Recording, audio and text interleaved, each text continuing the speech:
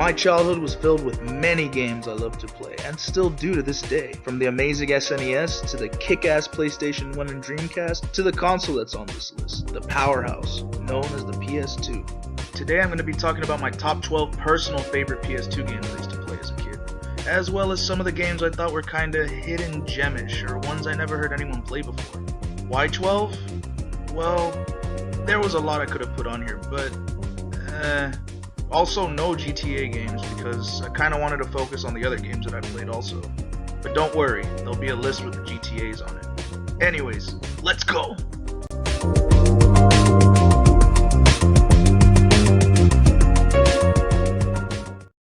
This is one of Hideo Kojima's underloved video game franchises he ever made, in my opinion. Right there along with Snatcher. The music, the characters, and the badass mecha battles. It was amazing. The opening to this game always stuck with me ever since I was a kid. Also that creepy ass menu music.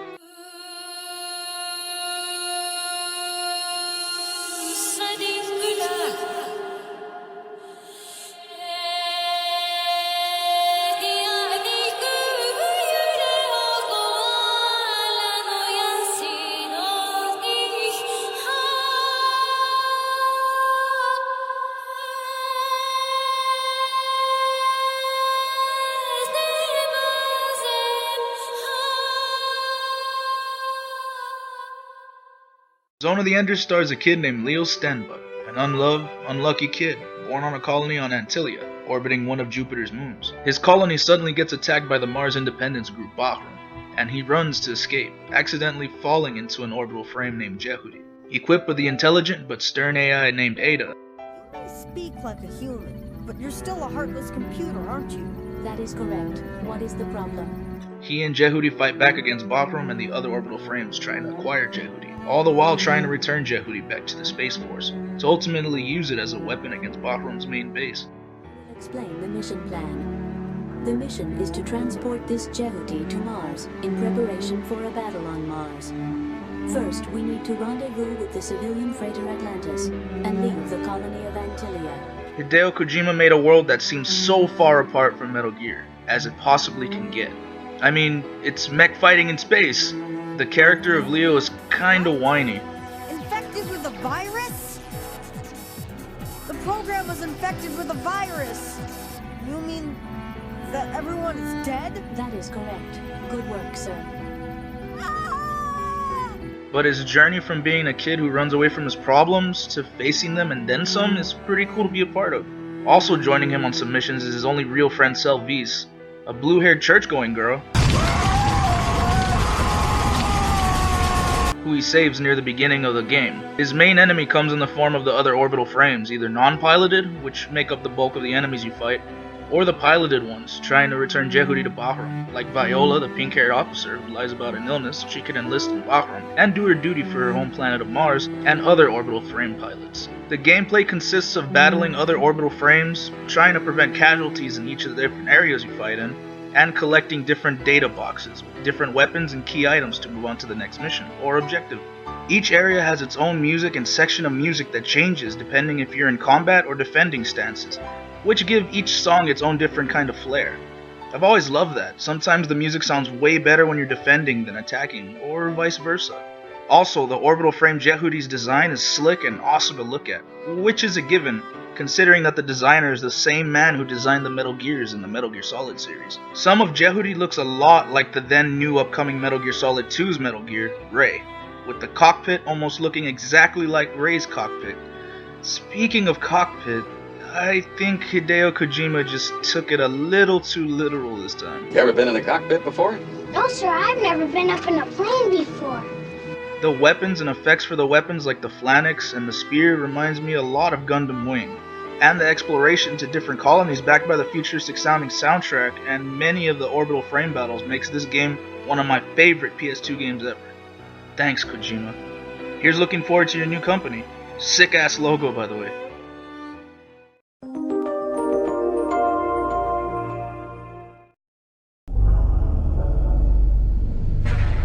Outbreak returned back to the roots of earlier Resident Evil games, packed with loads of zombie goodness, collecting items, and cheesy dialogue.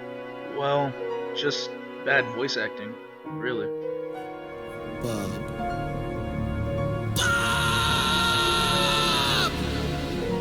The main draw to this game is the fact that you could choose from a selection of characters, instead of either being Jill, Claire, Leon, or any of the other main Resident Evil heroes.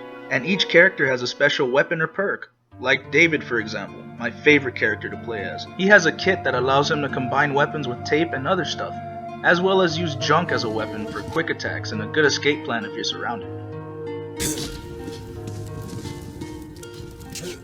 Or Kevin, a Raccoon City police officer who has a unique 9mm pistol that only he can use, but used so sparingly because the ammo for it is pretty scarce.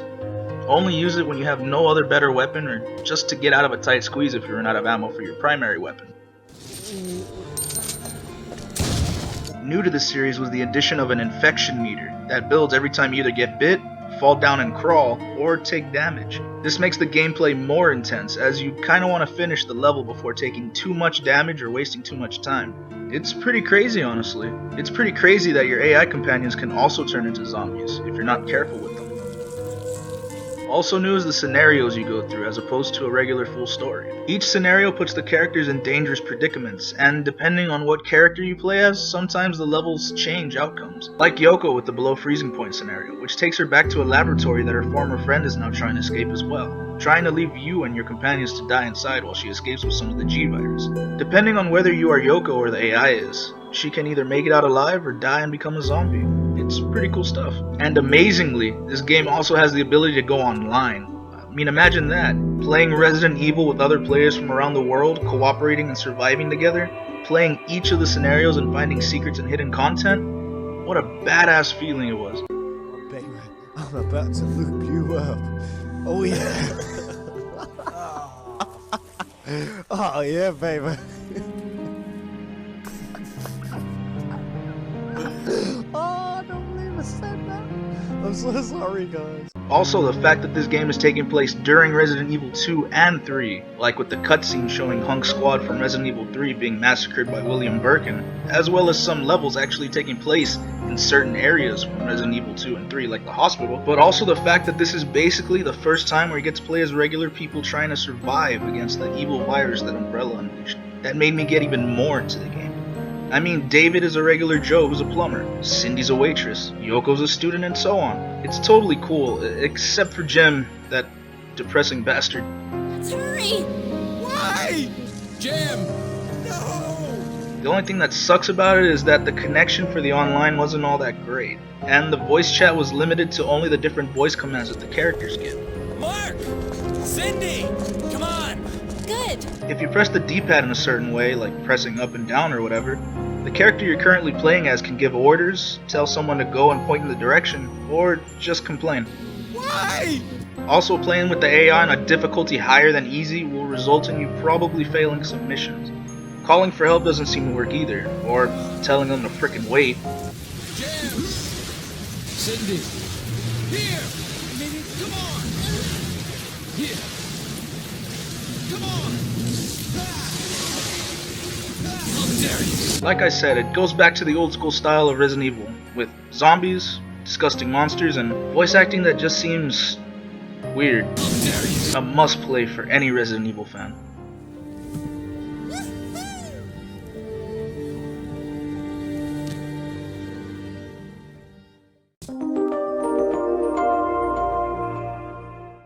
Well, shit.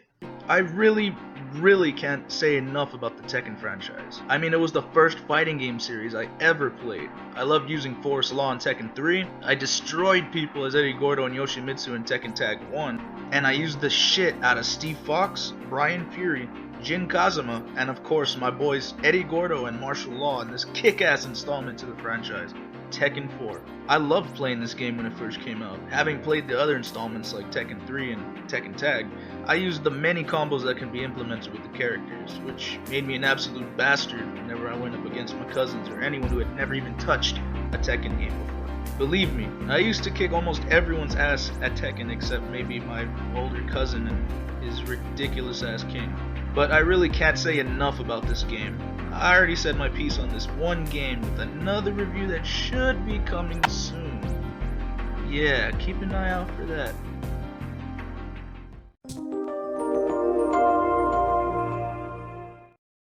When I first got Sly Cooper way back when, I remember thinking that this game looked a little like Crash Bandicoot mixed a little with Jak and Daxter.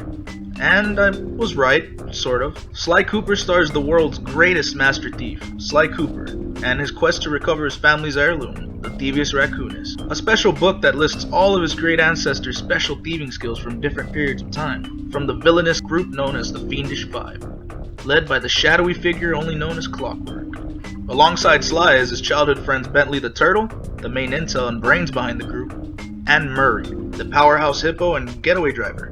The game's main draw to me was the many different locations you can explore while looking for the different pages of the Thievius Raccoonus scattered around the overworld. That's right, not only are you fighting to get your family's secrets back, but you can also collect clue bottles scattered around the overworld and access a safe in the level that contains a page from the Thievius Raccoonus, giving you a new ability like being able to deploy a decoy, turn invisible for a short time, or even plant an exploding hat. Pretty neat stuff. Each various levels have a distinct feel or tone to them, like Miss Ruby's swamp feels kind of like the bayous of Georgia, Panda King's mountainous levels is reminiscent to the Crash Bandicoot Orient Express level, and the Las Vegas inspired mugshot level, complete with gangster Dobermans and a juiced up bulldog. Working real hard to get there, fueled on his dreams of great power and respect. It's as satisfying to me as coming is. You know, as having sex with a woman and coming. So I'm coming day and night. Battling each boss reminded me of Crash Bandicoot's bosses from Crash 3, with each boss having a weakness you can exploit. Or in Miss Ruby's case, dance?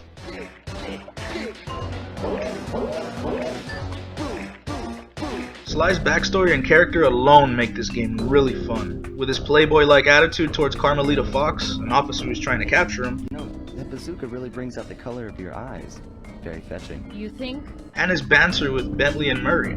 I know the second game tends to be a little bit more better and has more stuff to do like looting, new moves and skills, and being able to play as Bentley and Murray, but I don't know, the first game to me seemed like it had a more stronger plot than Sly 2. Maybe because it's focused mainly on Sly and his quest to get his family heirloom back instead of being split between Murray and Bentley, the latter of which has missions that are kind of bland, mostly because of the hacking minigame, honestly. But each of the games, Sly 1, 2, and 3, are great in their own way. Man, looking back, the platformers that came out for the PS2 were pretty amazing. We had Jak and Daxter, Ratchet and Clank, frickin' Psychonauts, Tekken the Power of Juju, Experiment 626,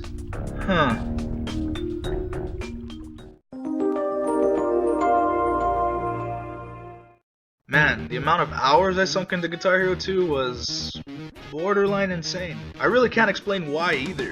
Maybe it was the kick-ass soundtrack that came with the sequel. Maybe it was the fact that you could play co-op with a Red Gibson controller and a regular PS2 controller. Or maybe it was the fact that frickin' Trogdor the Burninator was an unlockable song, as well as Thunder Horse by fucking Death Club. Jesus Christ, the soundtrack's amazing. The main cast was pretty cool as well. Of course, I'd always have to pick my boy Clive Winston to rock out on Freebird while playing at Stonehenge, and I would always end the game off with It's just a fun song to play. Being able to take your ragtag band from playing in a high school auditorium to the band's Warped Tour, and of course, amazing journey through and through. I mean, what else is there to say? Guitar Hero 2 paved the way for the next generation of band-based games like Rock Band, Rocksmith, and many others. Rock on!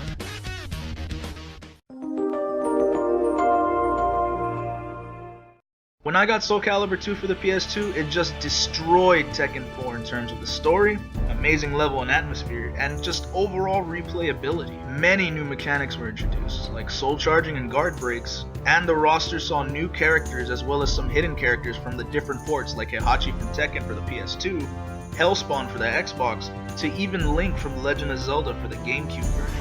And of course there was the amazing Weapon Master mode where you can unlock new costumes and weapons, each with different pros and cons. I mean, I really can't praise this game enough, but like Tekken 4 at 10, I've already said my piece on this amazing game, so stay tuned for that. You're gonna wanna.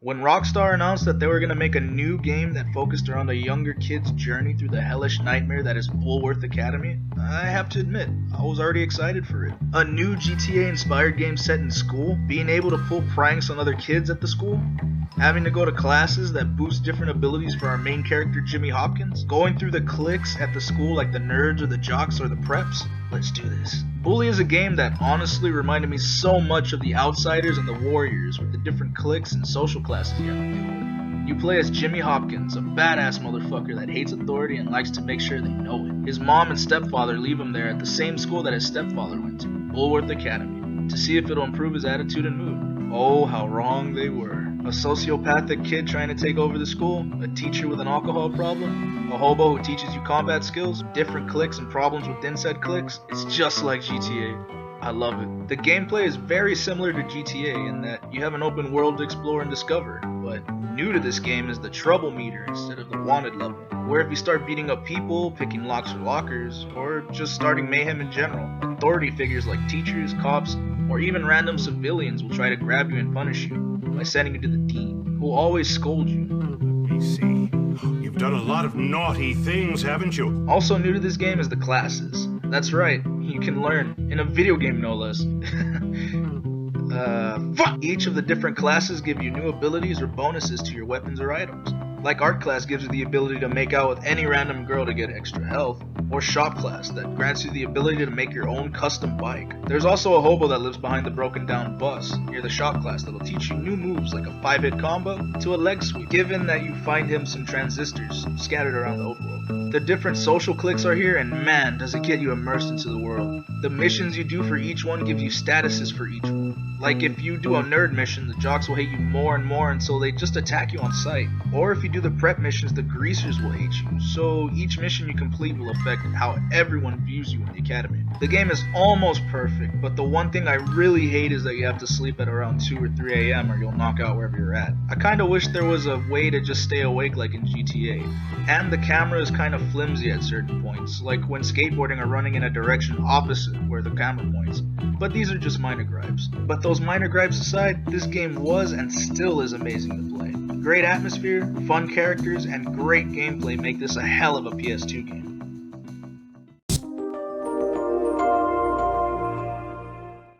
And speaking of hell, just watch.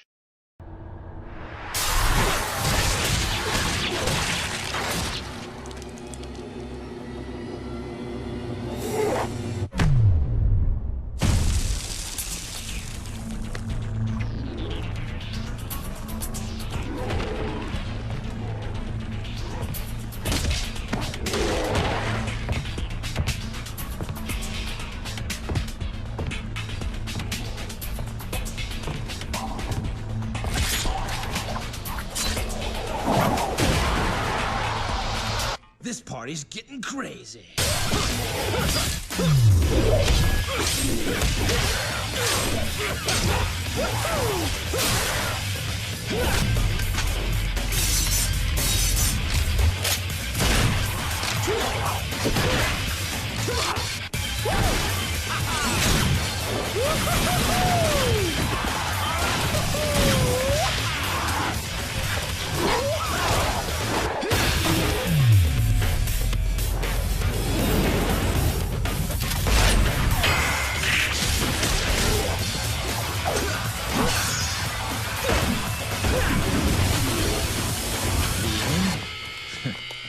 Don't bet on it. My god. When I got this game and saw that sweet ass opening, I knew I was in for a hell of a ride. No pun intended.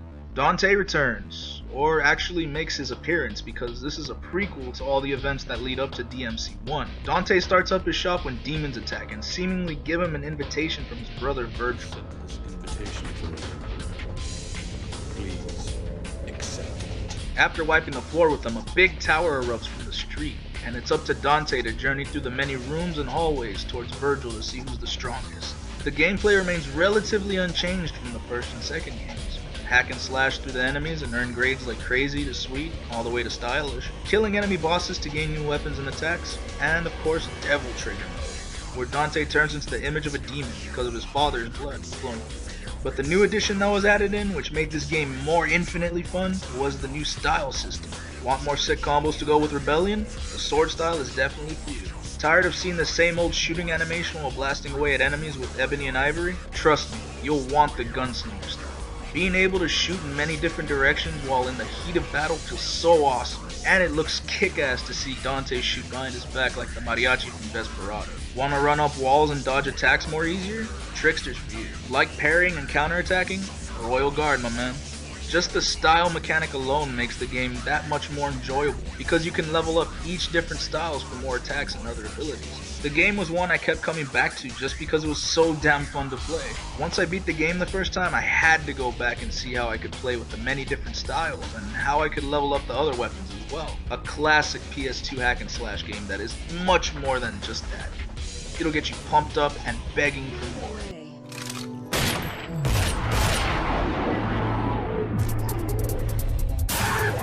Looks like we're gonna be busy for a while. Well, bring it on. I love this. This is what I live for!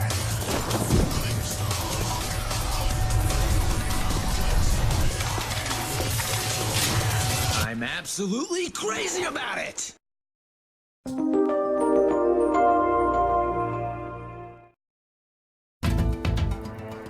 Ninjas. That is all. Nah, but seriously, Tenchu Wrath of Heaven is a fun game. A really fun game. Right away when you start the game, Rikimaru jumps from a waterfall. Anyways, after that you get a choice between Rikimaru or Ayame when the game begins. Each one of the characters' stories differs slightly than the other character's story. Rikimaru's journey takes him through the rooftops of Ichigoya, cursed graveyards, demon-filled caverns, and more, on a quest to retrieve 3 jewels that represent heaven, earth, and virtue, all the while battling against your old foe Onikage, and his own plan to resurrect his old master Mio from the first game. Ayame's journey is to find out what happened to Rikimaru as she searches for his body to confirm if he's dead or not. Rikimaru saved Ayame from Meio's fortress and provided escape route while he stayed behind and seemingly perished against the many soldiers of Meio's army. And finally, a new character, a village doctor by the name of Tenchu, a vigilante who fights for justice. He's different in that he only uses his fists as a weapon, as well as headbutts and many other sick skills.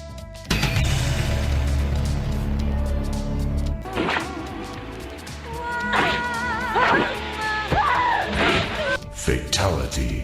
Flawless victory. Just like the first game, at the start of each mission you get a choice of whether or not you want to take in a set amount of items with you on your journey. Whether it be tactical items like smoke bombs or poison rice balls, healing items like health potions, or weapons to take out enemies from the shadows like shurikens or sticky bomb shurikens. Attacking the enemy head on is extremely ill-advised because you'll usually get swarmed and have to make a retreat, mainly because Rikimaru doesn't really fare well in an up-close combat situation. Don't get me wrong, he can fight when needed to, but it's best to just stick to the shadows, as that's where he can do his thing a lot more better than straight up combat. The stealth kills in this game are so much fun to do, and once you get the hang of sneaking around, delivering them to an unsuspecting guard is satisfying. The stealth kills also serve a purpose, as once you fill up the bar beneath your health bar by using stealth kills, you unlock new skills for Rikimaru, Ayame, or Tenchu to use, depending on what character you're using.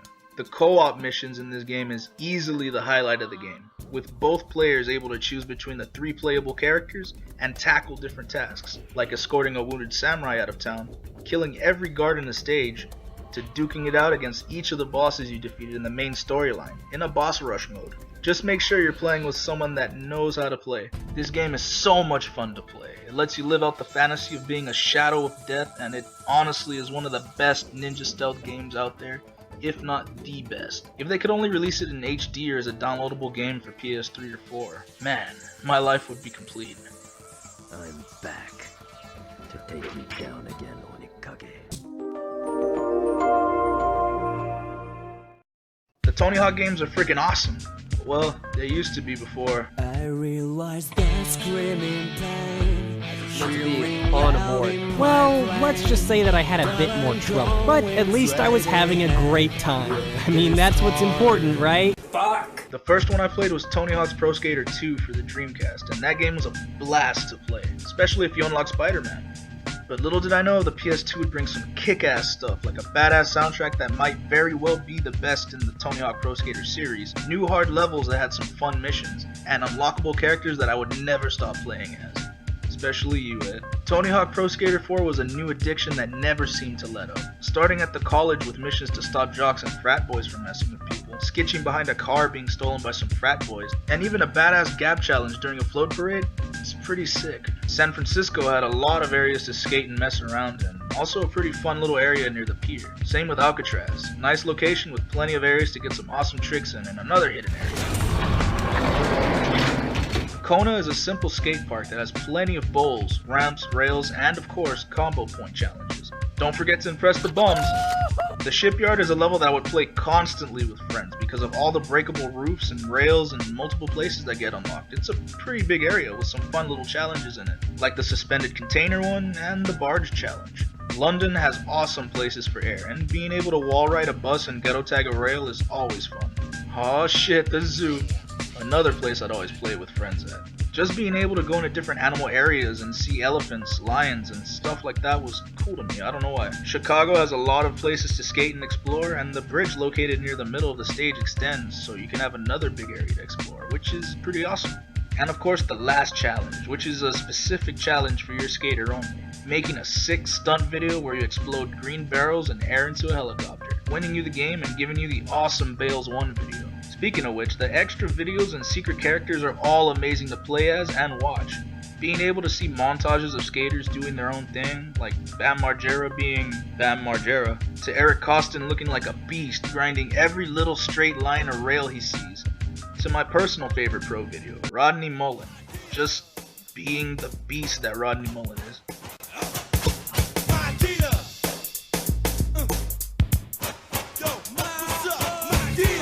The one thing, okay, the third thing besides the park editor and the co-op, that kept me coming back to play this game was the unlockable characters. You got Ed the Head from my favorite band, Iron fucking Maiden. You got Jango fucking Fett from Star Wars. You can use his jetpack also. Mike Valley from Mall Cop. I bet you didn't even know he was in that. Poor Mike Valley. And Daisy, a slut. Being able to not only play as Ed the Head, but also get the decks from the album covers of Power Slave, Iron Maiden, the sick-ass Killers album, and more, just put this above and beyond the other Tony Hawk games. The kick-ass music from Iron Maiden, System of a Down, AC/DC, Gangstar, NWA, The Distillers, ODB, Agent Orange, Sex Pistols, and more made this soundtrack stick out in my head ever since I first heard it all those years ago. A sick game that should not be missed. Don't be late for school again. Don't be late for school again. Don't be late for school again. Don't be late for school again.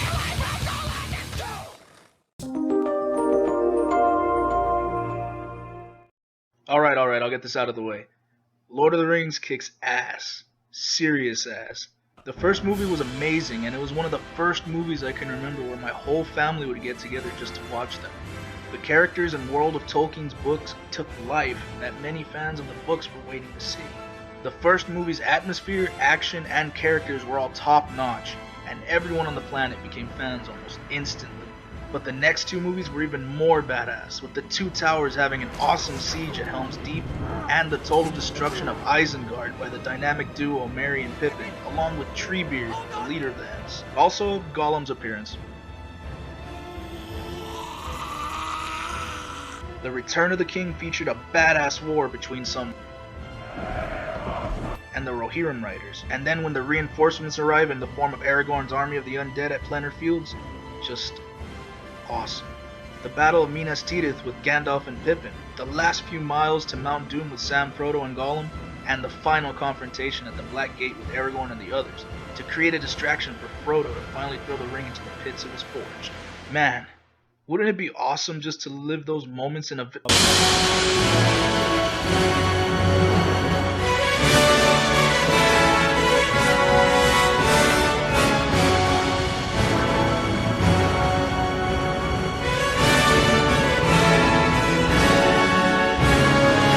These two games became me and my best friend CJ's favorite games to play. Every time we hung out at my house when we were younger, we would play The Return of the King. Every time. Every single time he came over. Literally, no exaggeration. We would replay the Battle of Plenner Fields almost all the time. Same with the Southern Gate to farm for experience and perfects, just to get the other upgrades in the game for other characters like Boromir and Faramir. The top of Minas Tirith for the awesome co-op defense of the city. We would always get hyped from that level. and the Paths of the Dead level just to destroy Isildur and his undead soldiers, just because we could. Fight for me and I will release you from this living death! What say you?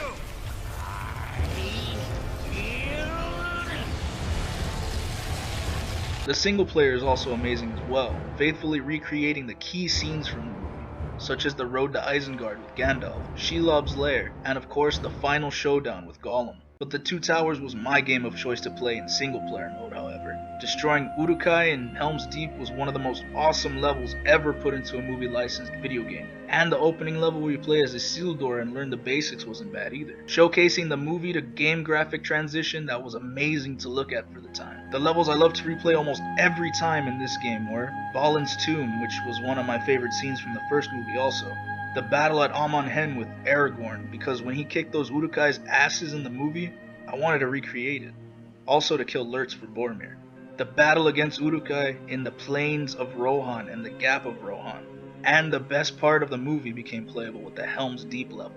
Also, there's a bunch of special features that are cool as well, like the making of the game as well as showing the original voice actors voicing their digital selves. It's amazing to see Ian McKellen give such an amazing performance, as well as Elijah Wood with Frodo. Amazing PS2 game, endless fun with the buddy, and of course it's a game that allows you to play key moments in all 3 of the movies on the PS2. A freaking amazing movie license game that you should play if you like the Gauntlet series or just hack and slashes in general.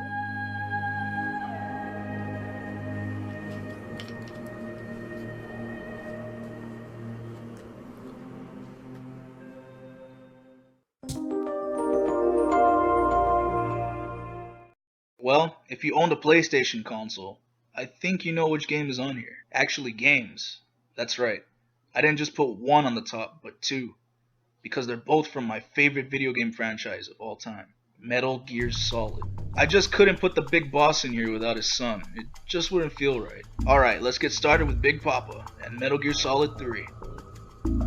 Easily my favorite PS2 game ever. The story set into motion the whole series and featured the greatest anti-hero ever to grace video games, Big Boss. The game featured so many new innovative things introduced into the Metal Gear universe, such as the camo feature, the hunting and trapping mechanic, and the injury system, which made playing to the stealth mechanic all the more detrimental to your survival. The music is easily one of the best from the Metal Gear franchise. I mean, Snake Eater? Come on. What a way to open up a game. James Bond, eat your heart out. And my personal favorite song from the game, Don't Be Afraid, it's such a beautiful jazz piece, with the piano work by Rika Murunaka being amazing. Check out the jam session she has with the piece on YouTube. Just her playing the song by herself while her band sets up around her is great.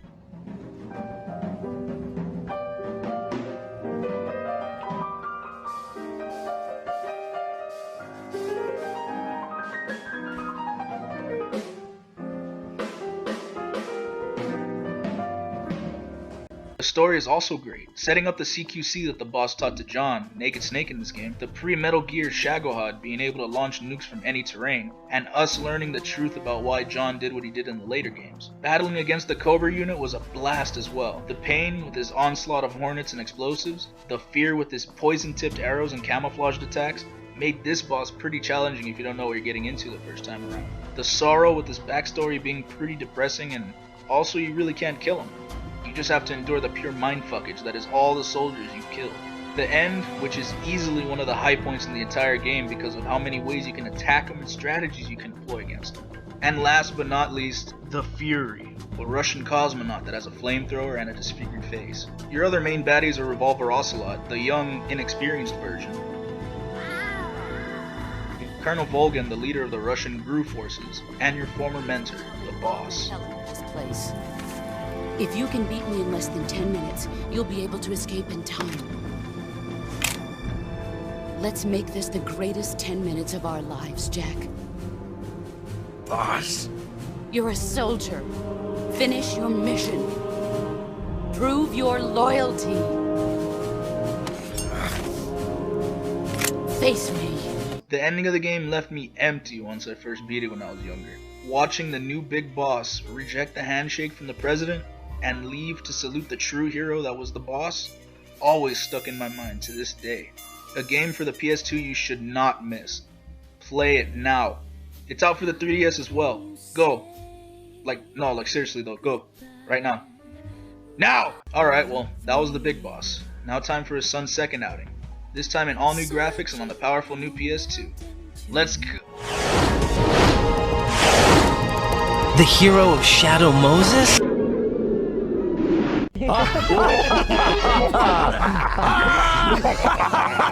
Well, this is new. Okay, so the game starts off really freaking awesome. We see Snake get briefed about a new Metal Gear being developed by the United States Marine Corps. The only consistent description is that it's an amphibious, anti-Metal Gear vehicle. That explains why this one is under Marine Corps jurisdiction. Being transported on a big tanker in the middle of the sea. All of a sudden, Russians attack, led by Revolver Ocelot, now sporting Liquid's arm grafted onto his previously missing arm that Grey Fox chopped off from the first game. Sneaking around the now patrolling Russian guards, and taking out the general's pregnant daughter Olga, you sneak into the bowels of the ship and see Metal Gear Ray, or, you know, Jehudi, taking pictures showing the Corps' involvement in developing the new weapon. The Marines lettering shows up really well. You start to make your way out of the ship, but then Ocelot betrays the Russians. I came to take it back. To the Patriots. The Lale Lule Lo. Takes Metal Gear Ray for himself, all the while acting like Liquid Snake, even calling Snake brother. Who are you? You know who I am. Liquid? Not so young anymore, eh, Snake? You're drowning in time. I know what it's like, brother. The tanker explodes, and Snake is seemingly killed in the process. Oil spills out from the wreckage, polluting the Hudson River, and Snake is blamed for the event. The Big Shell cleaning facility is then built to help clean the oil from the bay. The introduction of our old buddy Snake and his badass looking mullet is amazing. Now we get to see him in full crisp 3D. The new mechanics that came with this new outing also showed just how much love and attention Kojima put into this game. When you go inside from the ship from the rain the first time, you're soaking wet and you leave a trail of wet footprints that can also lead enemy patrols to your location. You can shoot at bags of flour for a smokescreen effect, or even use the bag of flour or fire extinguisher to see hidden lasers around certain areas. Being able to shoot out enemy radios so they won't radio in for backup is a huge plus. And finally, you can now aim in first person mode for a more accurate shot, as opposed to that weird lock-on shooting from the first game, which is greatly appreciated. So after you complete this area and learn some of the new mechanics, you start back up in a wetsuit heading towards the Big Shell to save hostages and the president from the terrorist group known as the Sons of Liberty, who are supposedly led by Solid Snake. Wait, I thought I was Snake. I mean, his voice sounds weird, but... oh no. What the fuck? Well, alright, a new protagonist. Anyways, playing as Raiden, you fight your way through the Sons of Liberty with the help of some new friends. A man named Pliskin, a bomb expert by the name of Peter Stillman, and many more along the way. The Sons of Liberty is comprised of 4 main guys, starting with the vampire-esque Vamp, who's really flamboyant, his queen Fortune, who seemingly can't die or be shot at, and whose theme has instantly become one of my favorite character themes from the entire Metal Gear Solid series. What the hell is that?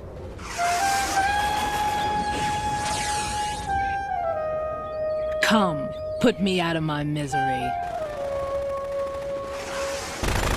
This is impossible. Nothing will hit her. Is she the one they call Fortune? Fat Man, who's a demolition expert, and fat. And finally, the main man himself, revealed to be Solidus Snake, the brother of Solid and Liquid Snake. So yeah, the events leading up to the final showdown and the many themes of AI, choice, memes, and social issues in this game is way too much to talk about in this one video. Trust me, the last mission alone is worth making a full discussion video talking about it. It happened to be last Thursday when I was driving home. I had a couple of miles to go. I looked up and saw a glowing orange object in the sky to the east. It was moving very irregularly. Suddenly, there was intense light all around me, and when I came to, I was home. These 2 games made me feel empty after I finished them, because I knew I wouldn't get another feeling like these 2 games left me with for a long time to come. I kept replaying both of these games time and time again, rebuying them on different consoles, and always feeling like there would never be another series that made me get so engrossed in the lore, the characters, the settings and ideas, and of course, the music. And no other series would quite be like Kojima's series, it felt like.